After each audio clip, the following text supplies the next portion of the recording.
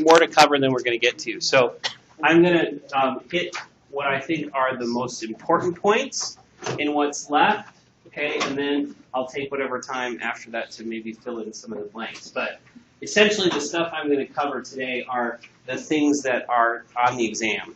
Okay, so I'm cheating a little. I usually don't give you any clue what's on the exam, but we're gonna talk about five important topics today that are really critical, and not just for the exam, but for your future going forward. Okay, so did I start, Tiger? I did. Okay. So last time we talked about the mechanics of breathing. You know, how does our respiratory system actually get air to move in and out? And we accomplish that by increasing the volume of the lungs through muscular action. We swing the ribs up, the diaphragm pulls down, that lowers the pressure in the chest. When the pressure in the chest is lower than the air around us, air flows in. Opposite when air flows out. Okay, so that's one breath. So we got air moving in one breath. And we all know that we breathe on a regular basis. You know, we're professional breathers from the time we're born to the time we die. So one way of looking at air movement over time, or what we call ventilation, right? Ventilation is moving air, just like air moves in, the fan. That's ventilation too. We have this equation we call it minute ventilation, and we express it as V with a dot over it. Okay. This is the principal measure of ventilation. So if you want to know how effectively a patient is moving air, your minute ventilation is the metric that you're interested in. And we get that by taking the respiratory rate times the tidal volume. So how often per minute is the patient breathing, and how much air is he or she moving in a single breath? Should look very similar to an equation you already know, right? Cardiac output is stroke volume times heart rate. Here, minute ventilation is respiratory rate times tidal volume. So you take a volume times a rate, and you get a volume over time. So as minute ventilation goes up, our ability to bring in oxygen and get rid of carbon dioxide also goes up. The more air we move in our system, the more effectively, particularly, we can get rid of CO2. Okay, more on that later on. All right, so that's minute ventilation. There you go. Okay, so why do we have a minute ventilation in the first place? Because we need to keep the air in the alveoli as close as possible to the air in the outside world. And the reason for that has to do with how molecules move in our respiratory system. Let's get this locked through here. Let's try this again. There we go. Okay. So time for some professional pictures. All right. Oh, partial pressure. I didn't talk about that yet. Okay, so we breathe to manage the concentration of carbon dioxide and oxygen in the alveoli. Remember, it's only air in the alveoli that participate in oxygen and carbon dioxide exchange, right? Through that respiratory membrane we talked about last time, that thin membrane. Okay, so hopefully you've heard of this. Who's heard of partial pressure before? A couple of you should have. This is typically a chemistry concept that's taught somewhere along the way. When we're talking about gases, it's inconvenient to think of them in the typical concentration standards. You know, we think milligrams per liter or millimoles per liter, that's a typical concentration. Well, gases are always moving around. So we need a better measure or a better way of talking about the concentration of gases. And that better way is partial pressure. So we simplify air to its two main parts, which is nitrogen and oxygen. You'll see that air, the air that we breathe, is a mixture of gases. It's principally N2, so gaseous nitrogen, and O2, gaseous oxygen. And the approximate ratios there, it's about 79% nitrogen, 21% oxygen. All right? So these are the relative proportions. And if we take those relative proportions and then we consider how much pressure both are exerting at any given time, we arrive at this concept of partial pressure. Okay, so the planet is pulling on the air around us all the time, pulling it down. So there's an air pressure that's present all the time. And typically, now this changes from day to day, but not by much, the pressure there is 760 millimeters of mercury. That is 1 atmosphere, or atmospheric pressure. And we here, pretty close to sea level, we experience just around that all the time. Okay, high pressure and low pressure happens. So 760 is the total. So how do we figure out, well, how much of that pressure is from the nitrogen that's present in the oxygen, or in the air? So we take the total, 760, times 79%, because that's the ratio, and we get a number. In this case, 600 millimeters of mercury of nitrogen. That is the partial pressure of nitrogen. So we put a little p out front. So this is like saying the concentration of nitrogen in air is 79%, or 600 millimeters of mercury. Okay? We can do the same for oxygen. 21% times that total gives us 160 millimeters of mercury of partial pressure. So that's all these terms mean, is it's a way of describing concentration. All right? And concentration is important here because it's concentration that drives diffusion. I'm sure we talked about this last semester. You've heard about this in chemistry. Diffusion is a thing the universe does for free, so to speak.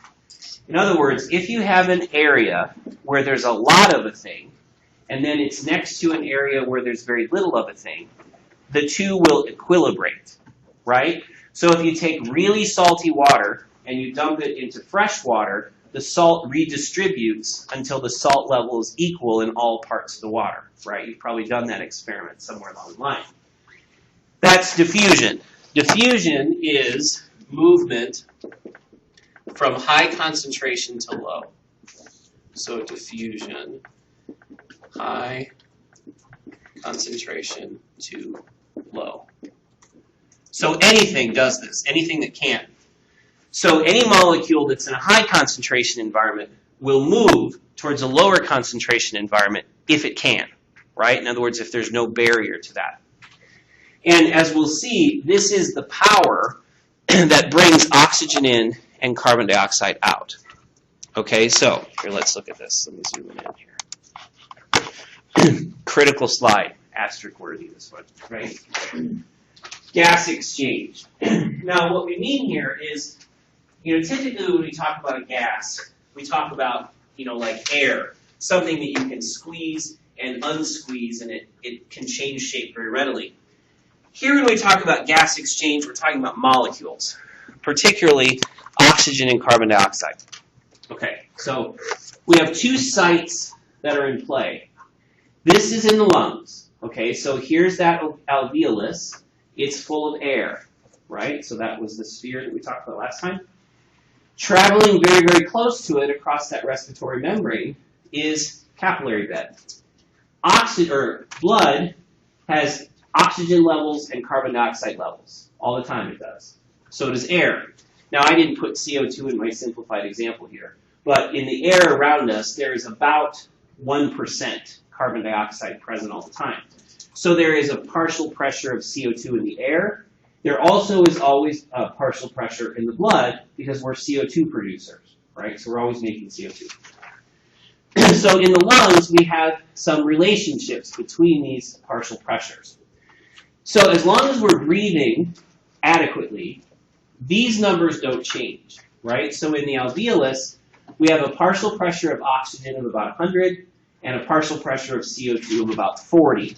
Now, the oxygen here is lower than atmospheric. The CO2 is much, much higher, but that's fine. It doesn't have to exactly match room air. It just has to be as close as possible.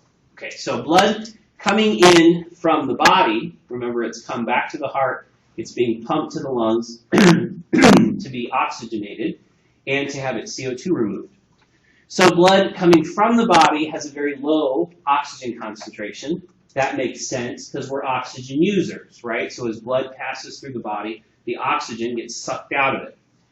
The CO2 in the blood coming from the body is quite high, 45, because we're CO2 producers. So this blood comes through this respiratory membrane. And now I want you to compare numbers. Okay, so in the alveolus, we have an O2 of 100, and in the blood, we have an O2 of 40. So diffusion flows from high to low. So the oxygen is going to flow from the high number in the alveolus to the low number in the blood. See that? So it's flowing down its concentration gradient. So oxygen moves this way, just like the arrow shows.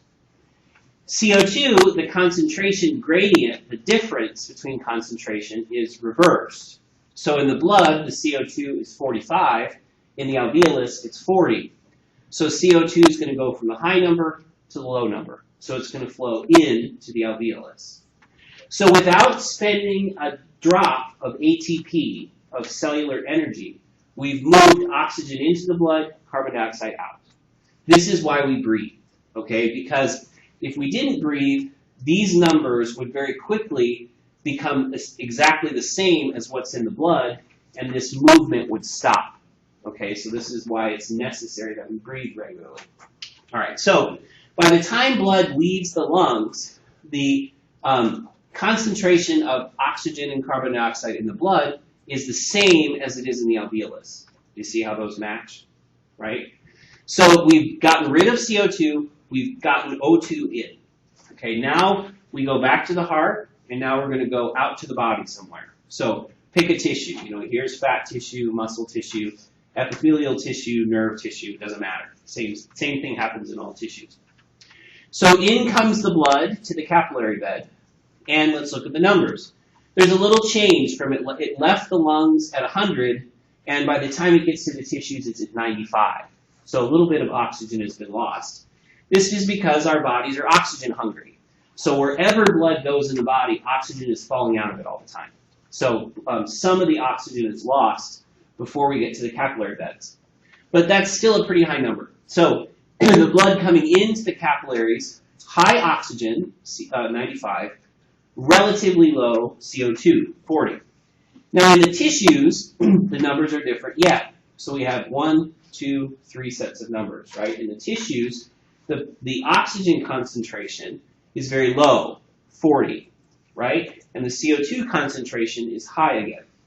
So we get movement again from high numbers to low numbers. So oxygen goes from 95 to 40, so it moves out into the tissues. That's what we want because these are the cells that need oxygen. And CO2 moves from high number to low number into the blood. So the opposite of what we saw at the alveolus, but by the same mechanism. It's diffusion, movement down the concentration gradient from high to low. So by the time blood leaves the tissues, the concentrations in the blood are equal to that of the tissues. You see how these two match. And then, we go all the way back to the heart, back to the lungs, and this match up. All right, so this goes around and round and round. So this is the process of gas exchange. And the critical concepts here are, it's all powered by diffusion. If we had to actively pump oxygen or carbon dioxide around, we would not be able to be the organisms that we are, because it would take so much energy to do that, that we either have to be very, very small, or we'd have to live lives that are very, very slow. So the fact that the universe, so to speak, diffusion, does this work for us, makes this whole respiratory system possible. So we have diffusion in both places. So if you happen to hear a question along the lines of, where is CO2 levels in the blood the highest? So what would you think of that? Feel free to just jump in. CO2 highest. Coming from the tissues, right? Because that's where the CO2 has been loaded up. Okay, so the blood with the highest carbon dioxide concentration is coming from the tissues. So this and this is the same thing. And the blood with the highest oxygen is leaving the lungs, right, on its way to the heart. All right, so partial pressure and diffusion powers gas exchange. There's a lot in this one picture, so like I said, this is worth going over slowly in your minds. Yes? So if there's a tissue that's not oxygen deficient, then The oxygen would just pass it by. Okay. Yeah, that doesn't happen very often, but relativistically it does.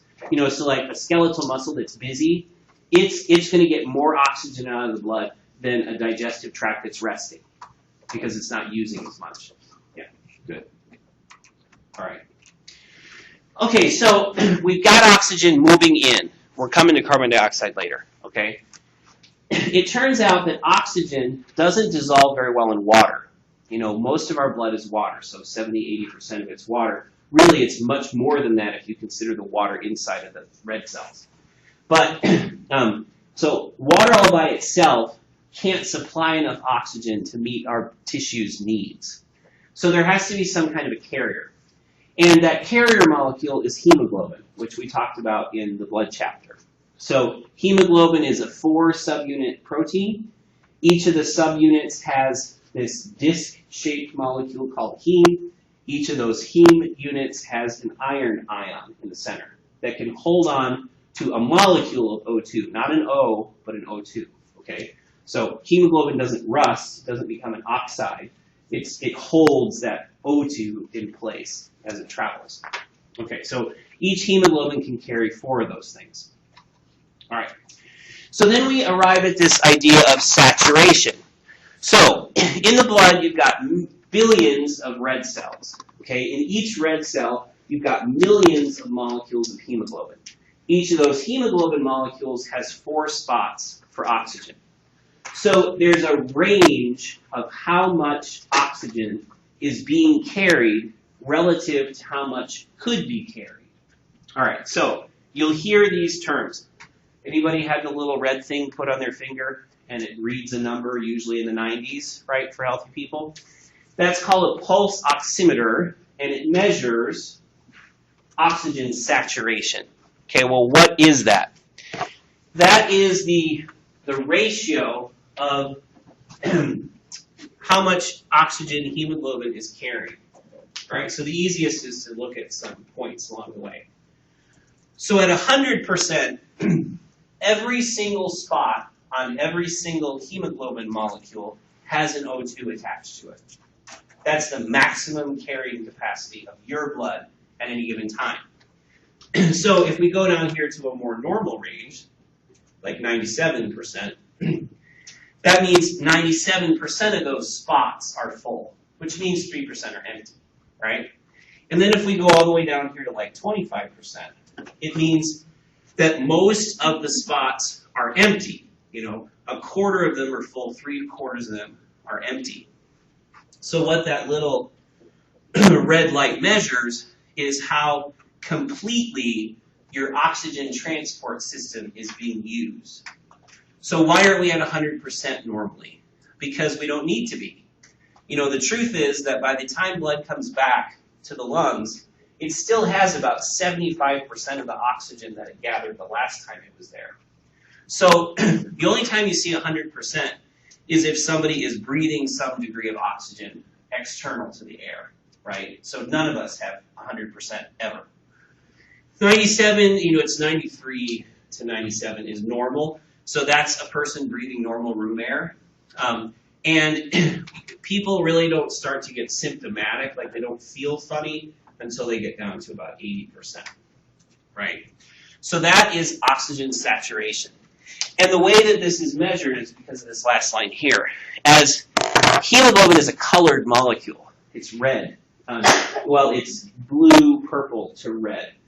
The more oxygen is bound to it, the redder it is. So what they measure is the redness of your blood as it's flowing through. That's why the little detector is red. It's also why when you look at veins, they don't look red, they look blue. It's because hemoglobin changes color. As it gives up its oxygen, it gets bluer and bluer and bluer. Now, if you cut yourself, your blood is still red because there's oxygen in the air. So when the hemoglobin hits the air, it turns red instantly again. So you never really see the blue. You have to do it under anaerobic conditions, which would be a very bizarre thing to do. All right. So questions about saturation. This is like a take-home message for the course because many of you are going to use this as a kind of vital sign. So have an answer to the question of what is oxygen saturation? What does that mean? And it has to do with how much of your hemoglobin is full of oxygen. Yes? So those little pulse oxes just have some sort of how do those tiny little clamps see the? There's an emitter on one side and there's a receiver on the other. So the infrared, the red light, passes through your finger. That's why it has to be on someplace thin, because there's an emitter on one side and a detector on the other.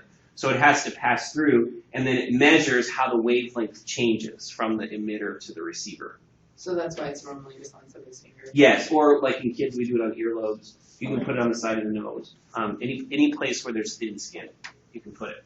And because the blood flowing through pulses, it can also measure a pulse number too, because it's measuring it, 1,000 times a second. It can see, okay, the pulse just went up or went down or went up or went down.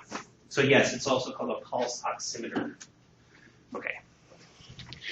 All right, so let's take this idea and put it into some more complex physiology. All right. Hemoglobin is a remarkable molecule. We could not be the creatures we are without it. And one of the things that makes it remarkable is this relationship. I know everybody loves a good graph, right? So on this side, saturation, same thing as this. So when you think of saturation, think how much of the hemoglobin is holding on to oxygen, right? That's another valid way of saying it. Okay, so 100 here, 0 here.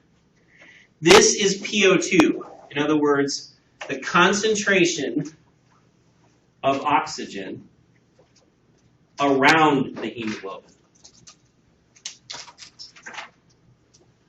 Around, I should say, okay?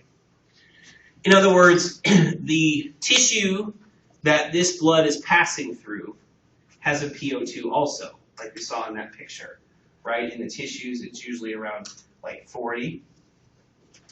So what does this relationship mean? It means as the oxygen concentration around the hemoglobin goes up, the amount of oxygen bound to that hemoglobin also goes up. Now that sounds pretty intuitive, right? The more oxygen there is around, the more oxygen hemoglobin has attached to it. Well, that makes perfect sense. What's interesting chemically is that isn't what usually happens in molecules. Usually, once two molecules are bound together, they stay bound together until they're split apart, right? You learned that in chemistry. The way that hemoglobin holds on to oxygen is reversible. So it means that in the lungs, so like over here, this is the lungs, where there's lots of oxygen around, hemoglobin fills almost completely up, right? It fills up to 97% because this curve is intrinsic to the nature of hemoglobin, right? So whenever any hemoglobin is around lots of oxygen, it's very highly saturated, right? So we're up here at 100%. Now, as we go out into the tissues, we're about here. There's much less oxygen in the tissues than there is in the lungs. So as the blood travels into the tissues, we move down the slope of the hemoglobin, and something very important happens. Okay, so if we map that up. So in the lungs, we're at, we'll call this 97%, right? In the tissues, so let's say this is a PO2 of 40. Well, now hemoglobin is only at about 50%. Now, why do we care? Why does that matter? It means that just by going from an area of high oxygen concentration to one of low oxygen concentration, hemoglobin has let go of 50% of the oxygen that it's carrying. Now that's cool, because it means that this hemoglobin molecule, it gathers up oxygen in the lungs, travels out to the tissues, and then it lets it all go, right? So there's this flow of oxygen from the lungs to the tissues all the time. This is how we're able to be such energetic creatures, is we have this system for holding and gathering oxygen in one place and dumping it in other places where it's needed, right? So that's what this curve shows, is as the oxygen concentration gets less, hemoglobin lets more and more oxygen go. So let's say you've got you're doing anaerobic exercise, right? You're holding some heavy weight for a long period of time. Well, in that tissue, you might get down to a PO2 of 25. Well, in that very busy tissue, now hemoglobin has let go of almost 80% of its oxygen. So what this means is where oxygen is needed most, hemoglobin lets more oxygen go in those places, right? Just by its nature. Okay, so you might be asking, well, what are all these other lines? Do you remember when we talked about capillary bed regulation? That signs of a busy tissue increase blood flow to that tissue? Well, those same signs of a busy tissue also make hemoglobin work better in those tissues. So, a decrease in pH, an increase in PCO2, an increase in temperature, here we're going to skip that one, those three things, all shift this curve down and to the right. And, without going through all the math, what that means is that in a busy tissue, even more, so here we'll take our 40, right? So in the normal case, a PO2 of 40 resulted in 50% saturation. Well, when these things are true, it shifts this curve down, and now we'll be at like a 30%. So when a tissue is busy, hemoglobin is even better at dumping oxygen into those tissues where it's needed, right? So we call that a shift. This is called the hemoglobin desaturation curve.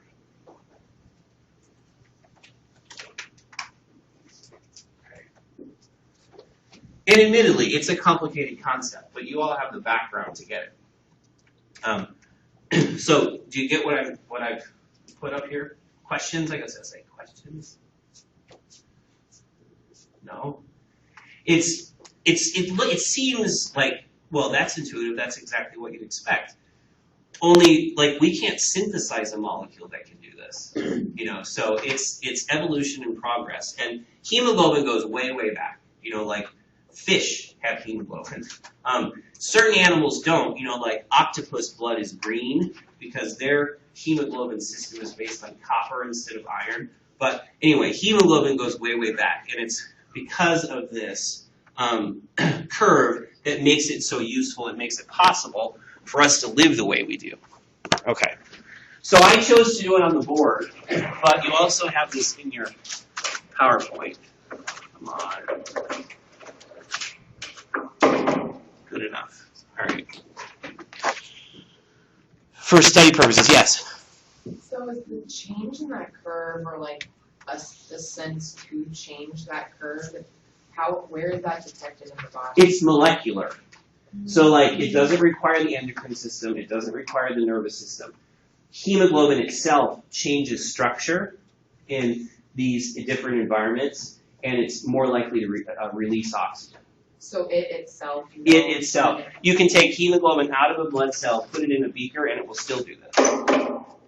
Yeah. It's one of our smarter proteins. These changes don't require energy either.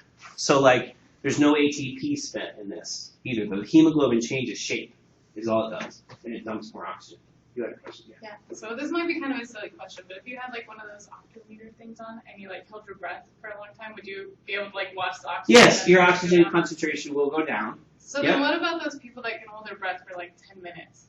Like a free diver? Yeah. Yeah. They can drive their O2 saturations down to 90% or even below with practice. It's because we're really good with our oxygen system.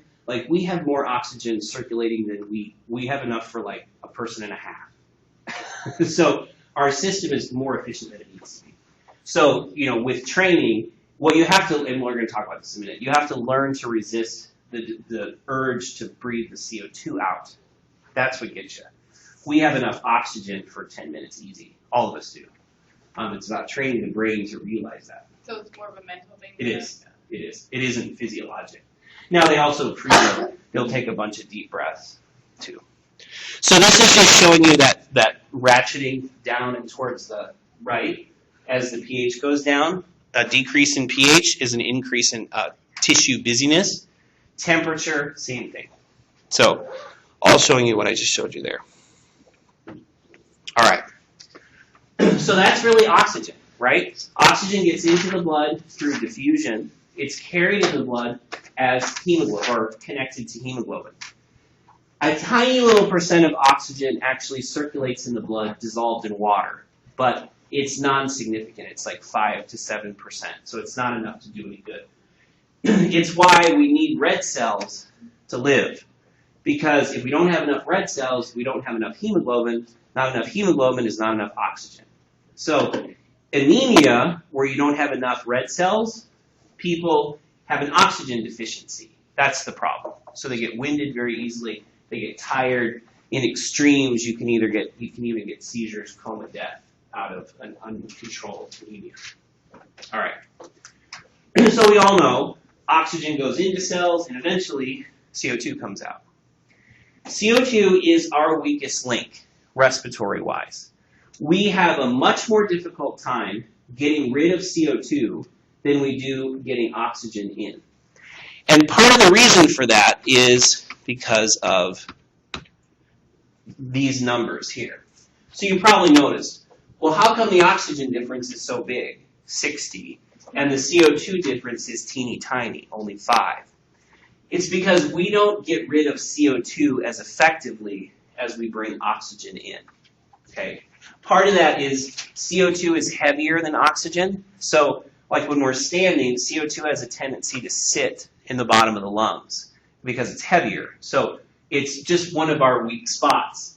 So because of this narrower difference, our respiratory system is much more driven by CO2 levels than it is by oxygen levels, right? So like we were just talking about with the free divers, it isn't just that they can keep their oxygen level low.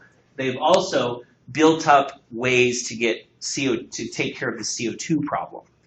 So the short version is we breathe to exhale more than we breathe to inhale. But of course the two are linked. We can't do one without the other. If we could, we would exhale a lot more than we inhale because our CO2 elimination system is not as good. Okay. So we know cells create CO2, and we know the lungs are where CO2 is removed from the body. Well, how do we bridge that gap? Hemoglobin bridges that gap for oxygen, right? It moves the oxygen around. We don't have a hemoglobin for CO2. So instead, we have 3 different systems for moving carbon dioxide from the cells to the lungs where it can be exhaled. All right, and I do want you to know the 3, and I want you to know the numbers here, okay, because the ratios are important. So, of that CO2 that's produced, about 7% here, 7% of the CO2 we make stays dissolved in the blood because CO2 is much more soluble in water than oxygen is.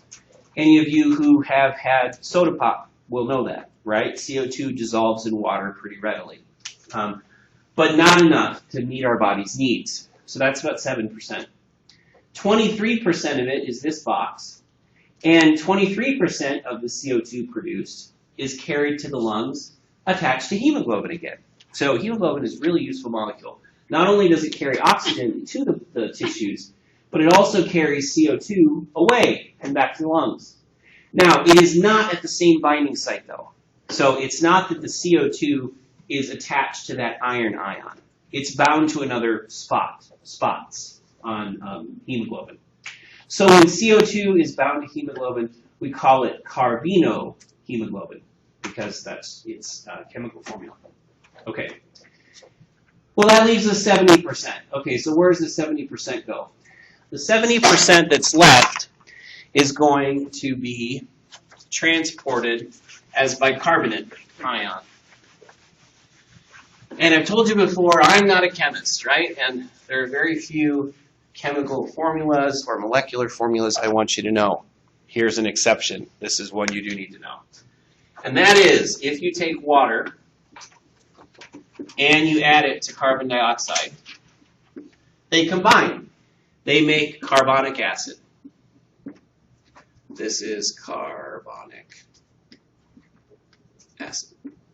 A lot of this around in the body, right? Water. A lot of this around in the body. We're CO2 producers. So, why isn't there a lot of this around in the body? Because it doesn't end there. And I needed a longer board space, but this is going to have to do.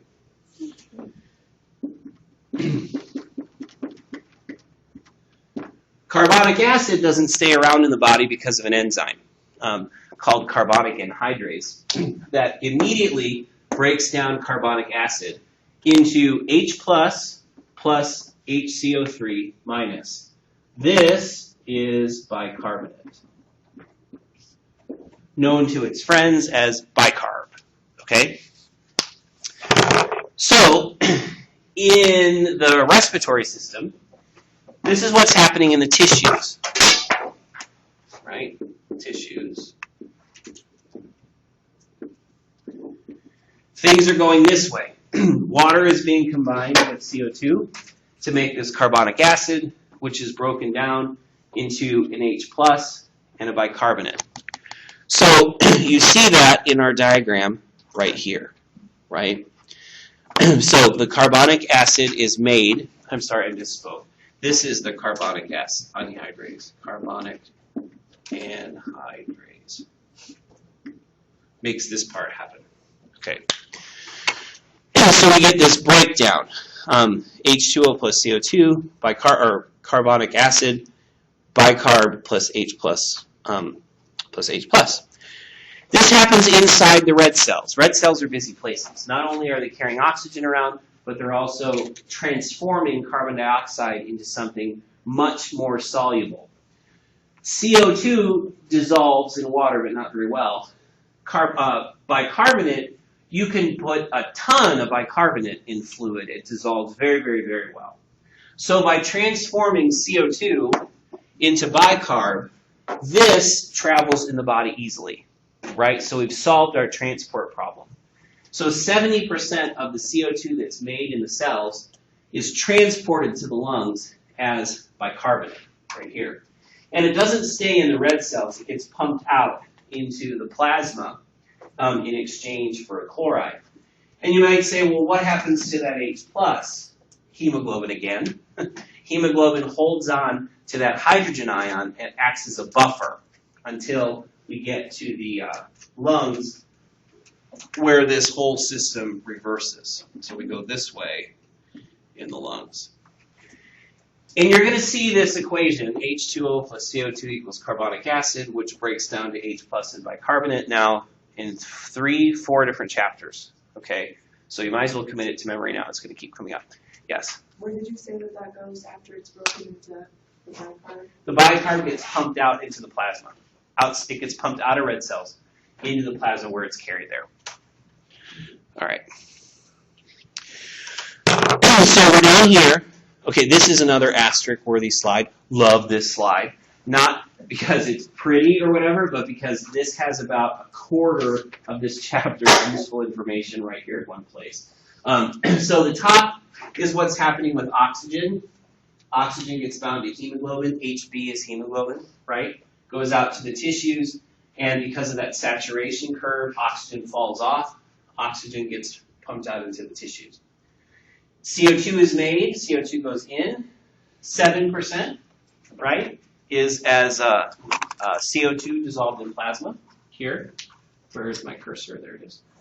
23% here being carried by hemoglobin. 70% goes through the chemistry, right? So carbonic acid, bicarbonate. Bicarbonate gets pumped out. The H plus gets bound to hemoglobin. Zoom, zoom, off to the lungs we go. Everything reverses, okay? So the bicarbonate gets pumped back in. The H plus gets added. Here we go, carbonic acid again. This time it breaks down into CO2 and water, right? The CO2 diffuses out into the alveoli, like we talked about in that first slide with the partial pressures. So it's gotten rid of. The CO2 in the dissolved in plasma goes the same way. And then the hemoglobin that has CO2 attached to it, it releases that CO2 and it too goes out. So we have this nice simple process for oxygen. We have this three-pronged approach for CO2, right? So we have these three different systems: the hemoglobin system, the bicarbonate system, and the lesser importance CO2 dissolved in the plasma system. Now this system of H2O, CO2, carbonic acid, and bicarbonate is also one of the principal regulators of pH in the body too. So we're going to talk much more about the other parts of this system when we get to that acid-base balance chapter. All right. Okay, I'm making progress. Okay, good. All right, and since we have 5 minutes, one last really important topic. Okay, so you've heard me say a couple of times now that CO2 is our weak spot, right? Because of that, CO2 is what the body pays most attention to when it comes to determining how rapidly and how deeply we should breathe. You know, we're all taught in grade school that we breathe because we need oxygen. In a lot of ways, that isn't true. We breathe as often as we do and as deeply as we do to get rid of CO2. So it's important to know the relationships of CO2 and ventilatory control, and that's over here. So when the CO2 level in the blood goes up, that causes a decrease in pH. It's like a seesaw. As CO2 goes up, pH goes down. The reason for that is this here, because as CO2 goes up, it pushes this reaction this way, right? You all learned about equilibrium reactions somewhere along the way. So the more of this there is, it pushes this way, so the more CO2, the more H plus is, right? And H plus, that's what generates pH in the first place. And remember that when pH goes down, that means you have more hydrogen ions, right? So it's opposite. Okay, so we get a push that way, which results in this relationship. That is, CO2 goes up, pH goes down, and that in turn causes an increase in ventilation. Now, not automatically, like we saw with hemoglobin, this is the brain doing this. So the brain senses, it actually senses pH, but by sensing pH, it responds to increases in CO2. So, like when you go to exercise, great example, your CO2 production goes up, that causes your pH to start to fall, which triggers your brain to increase the speed at which you breathe and the depth at which you breathe, up to some maximum. The opposite is also true. As your CO2 level starts to go down, your pH starts to creep up, and we get the opposite response. The brain responds by decreasing ventilation, right? So a little experiment you can do on your own is hold your breath for as long as you can. Now, what's happening? You're not breathing out, so your CO2 level is going up, up, up, up, up, up, up, right? That means your pH is going down, down, down, down, down. Now, you're not going to measure your pH, but if you did, you would see it go down. It's not a subtle change. So like a minute and a half into holding your breath, your pH has fallen by about 0.1 points, right? So that's a fairly significant change. And then, of course, at some point, you're either going to breathe or pass out. Very few people have that much will, but some people can. Little kids can do that. Okay, so after you've held your breath, watch your breathing, and you will see that you'll breathe deeper and faster for a time after that. That's the body responding to that decrease in pH that you generated, right? Now, you can do the opposite. If you breathe deeply and quickly for a minute or so, you're going to get a little lightheaded, but the response to that is your pH will start to go up, and for the couple of minutes following that event, when you start breathing normally, you'll breathe less often. So like if you have to have a friend check your respirations, but you'll see that you breathe less often for the next couple of minutes until your pH has come back down to that magic 7.4 is normal pH. So if you were asked a question that said something like, what is the principal regulator of ventilation? Your best answer is pH. Your next best answer is CO2, because CO2 and pH have this direct relationship, right? So a lot of what I didn't get to has to do with the different kinds of breathing, okay? So look at that. Quiet breathing is what you all are doing right now, and it requires very little energy. So the lungs are expanded using muscle energy, but then they contract under their own elasticity. In forced breathing, like you have in exercise or playing an instrument or whatever, that's when you're using those accessory muscles that we talked about last time to further increase the volume of the lungs or to push to exhale against pressure, right? So you have that, and I'll let you off the hook on one of those. The parts of the brain that control breathing are mentioned. You can cross that one off. Don't spend time learning that stuff because we didn't get to it. And it doesn't have a lot of clinical relevance unless you're going to work in the ICU. So you can skip that stuff. Okay, so those were the more complicated topics. That's what I wanted to focus on today so we would get through those. So we'll do review tomorrow. Come with questions, right? And I will go through what I think are the hard bits again. And then we'll have our exam on Thursday. Okay? And then you'll be free for the week. Do you have lab on Friday? See, good. So you'll be able to blow it all out. Right? Okay. Thank you all for your attention today. I know that this was a lot to get through, but I think it worked out well. It seemed like. All right. Yes.